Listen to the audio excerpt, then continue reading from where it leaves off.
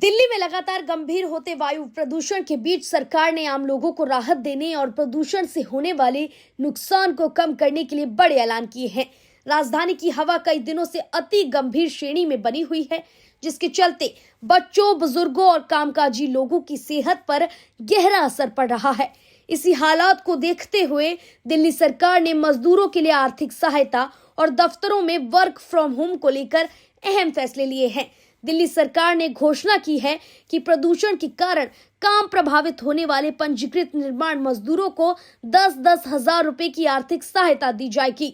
सरकार का कहना है कि ग्रैब 4 जैसे कड़े प्रतिबंधों के चलते निर्माण गतिविधियां रुक जाती हैं, जिससे दिहाड़ी मजदूरों की रोजी रोटी पर सीधा असर पड़ता है। ऐसे में यह मदद उनके लिए राहत का काम करेगी। श्रम विभाग को निर्देश दिए गए हैं कि पात्र मजदूरों को जल्द से जल्द यह राशि उनके खातों में ट्रांसफर की जाए।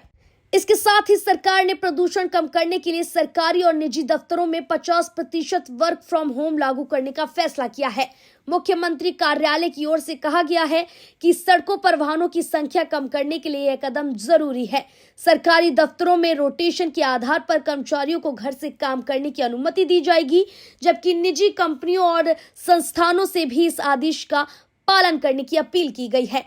सरकार का मानना है कि WFH लागू होने से ट्रैफिक का दबाव घटेगा, ईंधन की खपत कम होगी और प्रदूषण के स्तर में कुछ हद तक सुधार आ सकेगा। इसके अलावा स्कूलों को पहले से ही बंद किया जा चुका है और निर्माण कार्यों पर सख्त पाबंदी जारी है।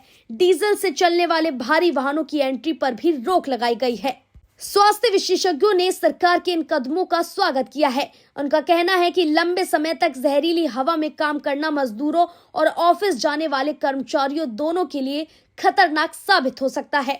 ऐसे में आर्थिक सहायता और घर से काम करने का विकल्प लोगों की सेहत बचाने में मदद करेगा।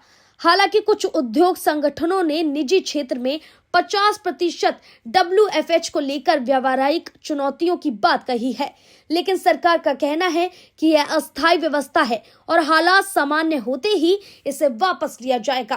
कुल मिलाकर प्रदूषण पर काबू पाने के लिए दिल्ली सरकार के ये फैसले सख्त लेकिन जरूरी माने जा रहे हैं। अब देखना होगा कि इन उपायों से राजधानी की हवा को कितनी राहत मिल पाती है और लोगों को कितना सुकून मिलता है। फिलहाल के लिए इतना ही। वीडियो को लाइक और शेयर करें और ऐसी ही खबरों के लिए चैनल को सब्सक्राइब कर लें।